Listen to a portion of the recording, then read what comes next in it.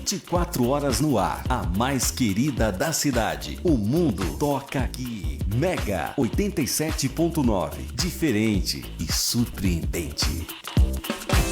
Mercado Moraes, onde o seu dinheiro rende mais. Fácil de encontrar. Na rua Doutor Silva Pinto, número 210, no centro, em frente à Santa Casa. Ligue 4693-3267. Entrega em domicílio. Mercado Moraes, onde o seu dinheiro rende mais. Mega, tudo de bom. Mega. Anda logo, filha, senão vamos perder a hora da escola. Já vou, pai, só estou pegando a minha mochila. Ah, não. Não acredito que o carro não vai querer pegar de novo. O que aconteceu? Só pode ser a gasolina daquele posto. Pai, tem que abastecer só nos postos BR ou vai ter que começar a me levar para a escola de bicicleta.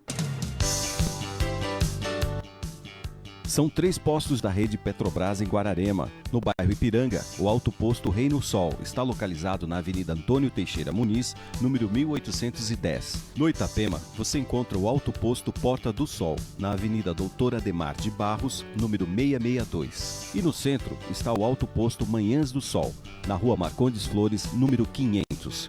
Rede Petrobras. Além da honestidade e tecnologia, o prazer de bem servir.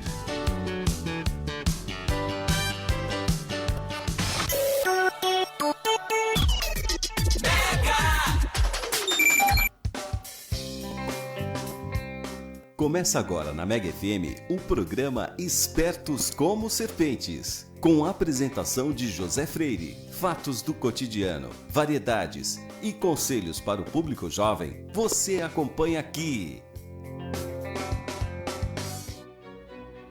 Olá, uma boa tarde a todos. Estamos dando início a mais um programa Espertos como Serpentes aqui na Rádio Mega FM. Nós novamente agradecemos por todo o carinho que temos recebido dos nossos ouvintes. É sempre uma satisfação estar aqui com vocês, participando um pouquinho do dia de vocês, para aqueles que estão trabalhando, almoçando no ônibus, indo, voltando do trabalho, da faculdade.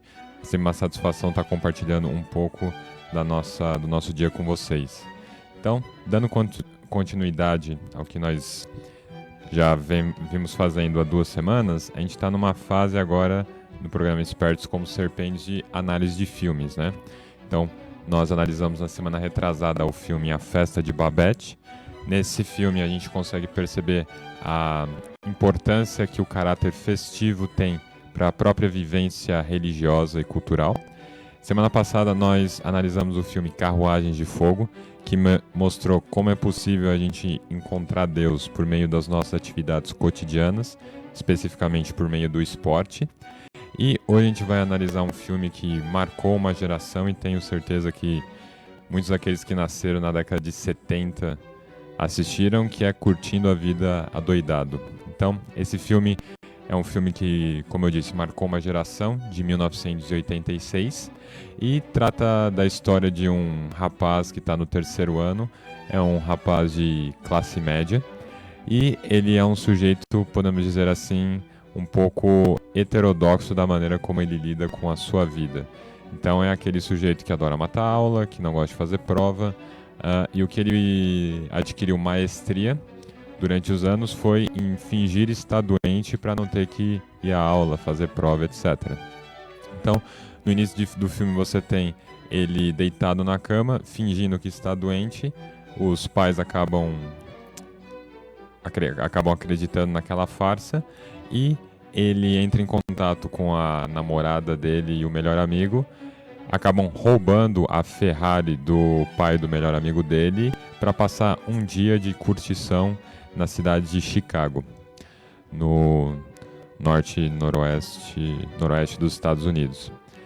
E o diretor da escola está no pé dele, é um sujeito que ele foi feito de bobo muitas vezes já por esse rapaz, e ele está tentando fazer de tudo para desmascará-lo e mostrar para os pais dele que esse rapaz, na verdade, é uma grande farsa. E acontecem várias coisas bem engraçadas durante o filme, para aqueles que já assistiram. Ele tem uma irmã também que fica muito irritada com o fato desse rapaz sempre se safar. E toda a dinâmica do filme é ele indo para Chicago, tentando evitar que os pais do diretor descubram que ele matou a aula e, ao mesmo tempo, tentando curtir a vida doidado com seus amigos. Em síntese, essa é o enredo do filme. Agora, o que esse filme ele pode nos ensinar um pouco sobre a vida, especialmente para aquelas pessoas que estão nessa fase de transição do ensino médio para o que virá depois? Um curso técnico, faculdade, trabalho, casamento, filhos e etc. Bom, primeiro de tudo, a gente tem que tentar entrar na cabeça de um jovem americano em meados da década de 80. Então, quando a gente está falando de um jovem no terceiro ano do ensino médio, a gente está falando de alguém que tem 17, 18 anos. E qual que é, digamos que, a prioridade de alguém com 17, 18 anos? Bom, a gente tem que primeiro ter um debate geracional, né, em termos de geração, onde que o pessoal da década de 80 estava, né? Então, a gente tem, grosso modo, uma geração como composta por, vamos pegar assim, um período de 20 anos.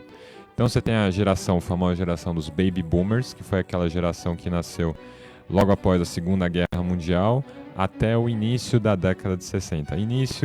Meados da década de 60. Vamos pegar de 1945 a 1965.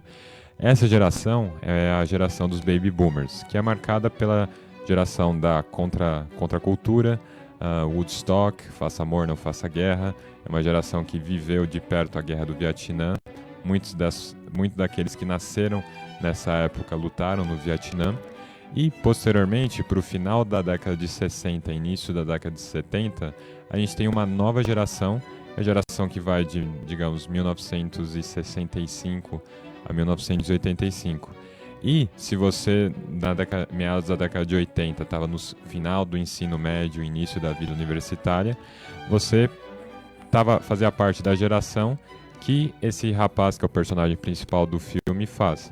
Então, como a maioria dos jovens, a principal preocupação dele na época é, bom, primeiro de tudo, qual festa que eu vou na sexta-feira, se eu tenho prova de matemática na semana que vem, com quem que a minha namorada tá, bom, onde que eu vou sair com a minha namorada, etc, etc.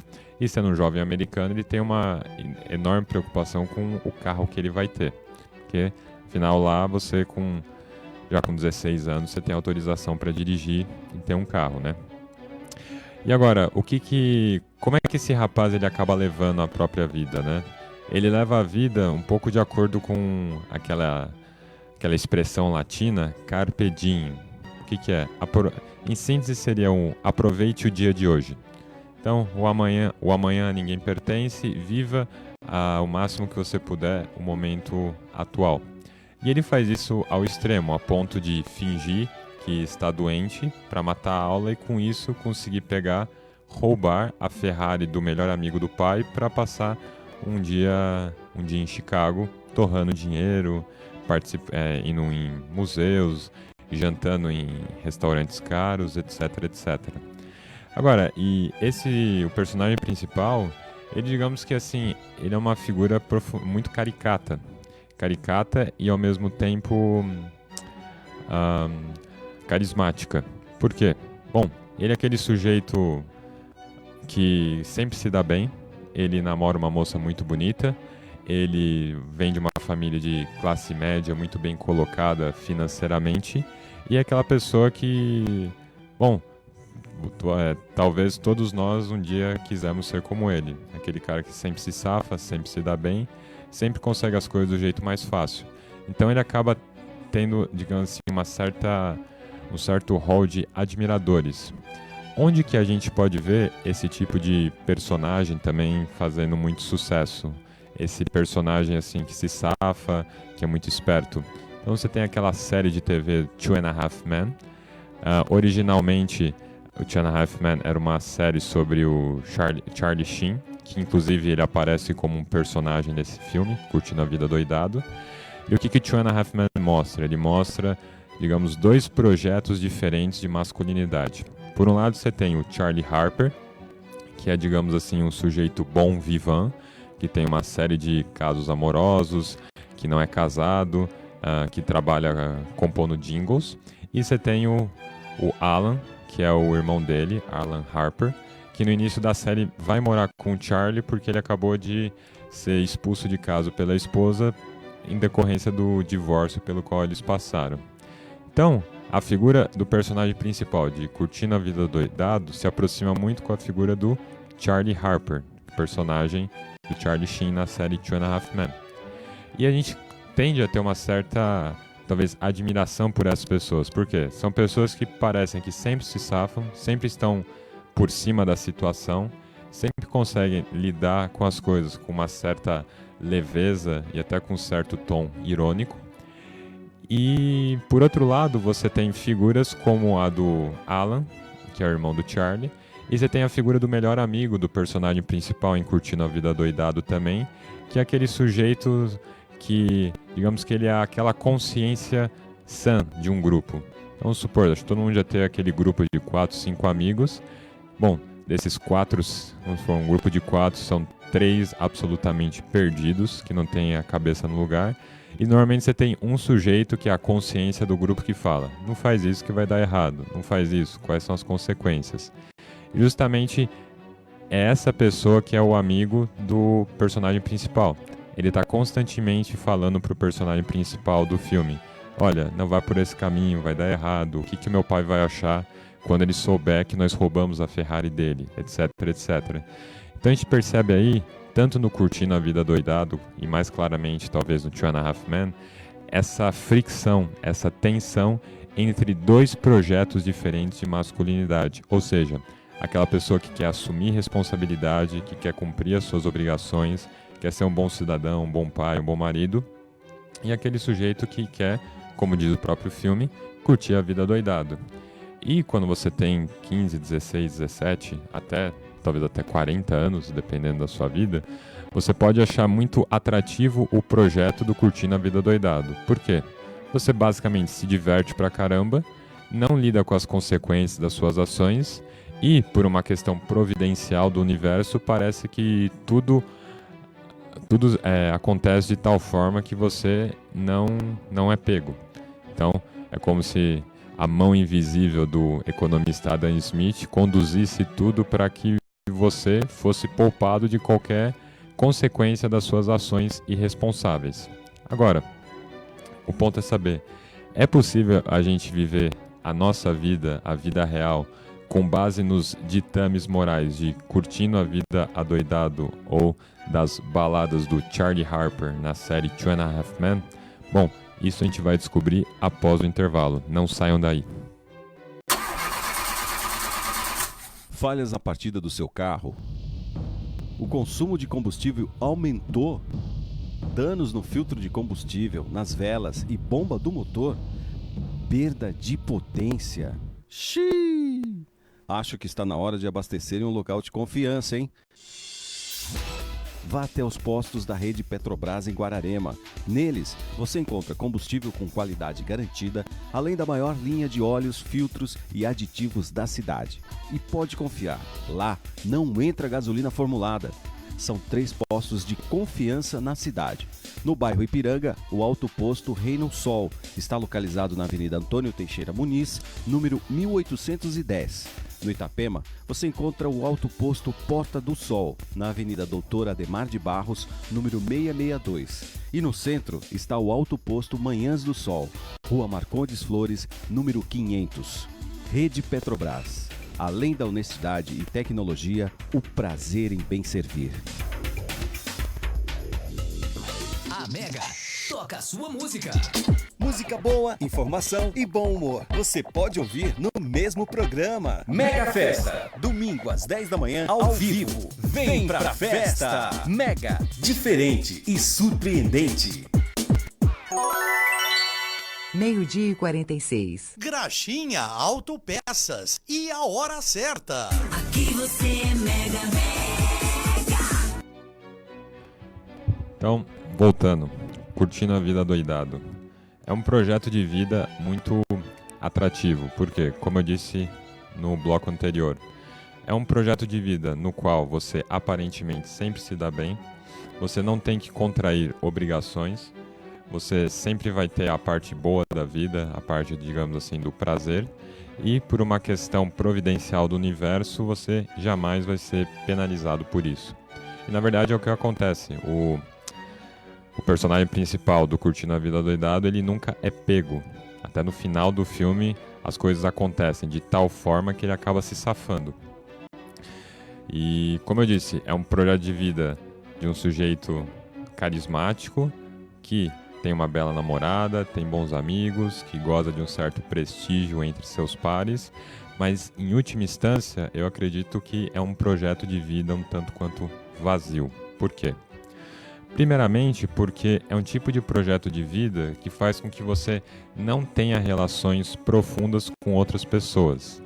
Por que isso? Bom, primeiro de tudo porque grande parte das relações que essa pessoa estabelece é com base na mentira.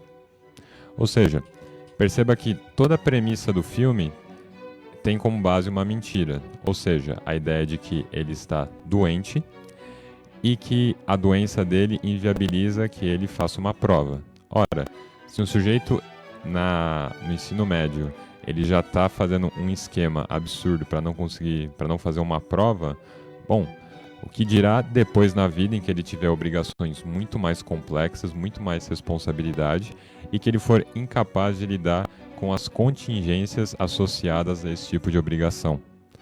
Ora, então é um sujeito que primeiro começa mentindo. Ele mente para quê? Ele mente para não ter que realizar suas obrigações. Ora, se você está procurando por um bom funcionário, por um bom amigo, por um bom marido, você vai procurar aquela pessoa que primeiro vai mentir para você, justamente para não realizar as suas obrigações? Eu acredito que não. Então, é um tipo de vida muito atraente, mas que tem um prazo de validade. Por quê? Porque em algum momento a pessoa na vida precisa assumir um conjunto de responsabilidades. Sendo como estudante universitário, sendo como pai, sendo namorado, sendo marido, etc. E esse tipo de vida não conduz a que uma pessoa desenvolva as virtudes necessárias para ser um cidadão, um homem de bem. Além disso, o que a gente enxerga no Curtindo a Vida Doidado? Que, primeiro de tudo, é um filme. Então, tudo acaba caminhando bem porque faz parte do enredo do filme. Agora, na vida real, isso muitas vezes não acontece. Quando você muitas vezes tenta aprontar, você se dá mal e você sofre consequências severas pelos seus atos. Consequências muitas vezes legais até, na forma de condenação judicial. Então, perceba que essa irresponsabilidade com relação à vida, em última instância, vai colocar o sujeito que tenta viver a vida assim em perigo. Ele vai acabar sem desenvolver laços sólidos e profundos com outras pessoas e sofrendo as consequências por suas ações. Então imagina, esse rapaz do Curtindo a Vida Doidada, ele está há anos enganando os pais. Segundo o diretor, ele já tinha faltado 9 vezes num semestre. Todas essas vezes ele mentiu que estava doente. Ora, ele mentiu para os pais, não somente uma vez, mas várias vezes. Que tipo de relacionamento você vai ter com seus pais se o relacionamento é com base numa mentira? Então, os pais acreditam que ele é um excelente filho, um filho muito prestativo, estudioso, mas tudo isso é uma mentira. É um castelo de cartas que, com um sopro, ele simplesmente vai desmoronar. Então, perceba que esse tipo de vida é uma vida, em última instância, mentirosa. Não é apoiada em raízes sólidas. E qual que é o problema com isso? Parece que toda vez que você critica esse tipo de estilo de vida, você está falando que uma pessoa tem que viver um tipo de vida chata. Mas isso não é verdade. Não existe uma opção entre Curtindo a Vida Doidado e o diretor da escola, que é uma pessoa por quem absolutamente ninguém vai ter um apreço, porque é o sujeito mais chato do universo. Então, a chamada para você assumir responsabilidades na vida não é uma chamada que precisa ser necessariamente chata. É uma chamada que, na verdade, vai te acordar para o fato de que existe uma vida mais plena a ser vivida e que você comece a ganhar consciência disso. Então, vamos dar um exemplo prático. Tinha um sujeito italiano chamado Pier Giorgio Frassati. Ele faleceu aos 24 anos porque ele contraiu poliomielite. Ele contraiu poliomielite porque ele visitava as periferias de as periferias de Turim, visitando as famílias mais pobres daquela cidade. Então, provavelmente, numa dessas visitas, ele acabou contraindo poliomielite. Agora, ele foi um sujeito chato, carola, aquela pessoa com quem a gente não gostaria de estar? Muito pelo contrário. Na verdade, um dos principais hobbies dele era o quê? Fazer trilha nas montanhas. Ele adorava pregar peças, passar trotes muitas vezes nos seus amigos. Mas foi uma pessoa que fez tudo isso, era um católico devoto, fez tudo isso e ao mesmo tempo ele frequentava os bairros mais pobres de Turim, embora ele fosse muito rico. É um sujeito que fez tudo isso, ou seja, viajou pela Europa, o pai dele era diplomata, ele estudou numa faculdade de mineralogia, foi para ser engenheiro de Minas. Ele cumpriu bem todas as suas obrigações, deveres de Estado, como filho, como estudante, como católico, e isso não inviabilizou que ele fosse um sujeito divertido. Muito pelo contrário, tudo isso deu justamente a base para que ele pudesse viver uma vida plena de serviço e comunhão com Cristo. Então, a gente pode citar como exemplos, como eu já disse, essa constância que ele tinha em visitar os bairros mais pobres de onde quer que ele estivesse. A gente pode falar que ele era um sujeito que deixava de pagar o bonde, ele andava e usava o dinheiro do bonde para comprar comida para as pessoas que estavam na rua. Era um sujeito que, quando estava frio, ele tirava a blusa que ele tinha no corpo para dar para o mendigo. E, ao mesmo tempo, era um sujeito que fazia trilhas em montanhas, que gostava muito de jogar bola, gostava muito de esportes em geral, que pregava peças nos seus amigos, que desenvolveu um clima de genuína amizade com várias pessoas por vários lugares da Europa pelos quais ele passou. E é uma pessoa que hoje tem vários amigos espirituais, tanto no céu como na terra, por conta do exemplo que ele deixou para a humanidade. Então perceba que você não precisa ser um curtindo a vida doidado, porque carpe diem é muito bom, só que você tem que pensar no dia de amanhã também. Não pode viver como se o amanhã não existisse. E ao mesmo tempo você não precisa ser como o diretor chato que está sempre apontando o dedo para os alunos, falando que eles têm que tirar boas notas, entrar na faculdade, etc, etc. E é interessante que algumas cenas do Curtindo a Vida Doidado, elas são muito, muito atuais. Por quê? Você tem uma cena em que o melhor amigo do personagem principal e a namorada do personagem principal estão conversando e basicamente estão querendo saber o que eles vão fazer na vida. E eles falam que, bom, a gente vai para a faculdade. E depois? Depois eu não sei, porque a gente não tem interesse por basicamente nada. E será que a gente não, hoje, vê pessoas de 15, 16, 17, 20, até 30 anos absolutamente desinteressadas e indiferentes com relação à vida? Agora, se um sujeito na Itália há mais de 150 anos foi capaz de, mais de 100 anos, foi capaz de ter uma vida de entrega, serviço aos outros e fazer com que esse serviço fosse não somente o cumprimento de uma obrigação, mas sim algo prazeroso e um encontro com uma felicidade terrena em alguma medida, ora, por que é que nós não resolvemos ter também essa vida que eu gosto de chamar de vida de um heroísmo cotidiano? Em última instância, quem que você vai chamar para ser seu melhor amigo? Um sujeito como o Charlie Harper, ou seja, um sujeito que é um beberrão, que tem uma série de affairs amorosos, ou um sujeito como Pier Giorgio Frassati, que teve uma vida de entrega àqueles mais necessitados da nossa sociedade, que adorava praticar esportes, que tinha uma profunda devoção e amor por Jesus Cristo e Nossa Senhora? Bom, acredito que certamente o nosso amigo italiano sai ganhando. É muito atrativo, pode ser muito sedutor uma vida com base no curtindo a vida doidado, mas por experiência uma breve ainda experiência de vida e com base no que eu vejo alguns amigos passando, em algum momento essa vida ela fica muito chata e ela se torna muito vazia. O lema de Pier Giorgio Frassati, ele era italiano, né? Então o lema era verso l'alto, em direção ao alto.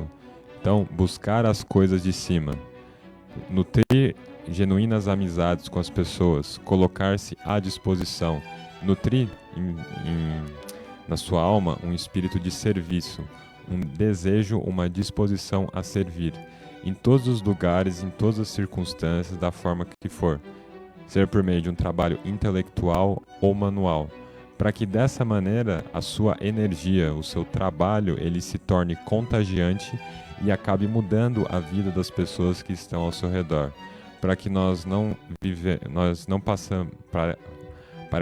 passemos a viver curtindo a vida doidado, mas sim servindo adoidado e divertindo-se de maneira adoidada também. Então, lição de moral. Curtindo a vida doidado pode ser até que divertido por um tempo, mas é como no Rei Leão. Você pode ter Hakuna Matata e ser rei ao mesmo tempo. Você não precisa abrir mão da sua vocação para a realeza, da sua vocação para ser alguém maior, para ficar com Hakuna Matata. Se você cumprir a sua vocação, que a nossa vocação é uma vocação para a grandeza, é uma vocação ao serviço ao próximo, se nós cumprimos a nossa vocação com zelo, nós teremos a nossa vida Hakuna Matata. E será um Hakuna Matata muito melhor do que um mero curtindo a vida doidado. Então, espero que essas séries digamos, culturais estejam rendendo muitos frutos e sendo um instrumento para que vocês possam refletir um pouco mais sobre decisões da vida referente a casamento, amigos, trabalho e etc. Ok?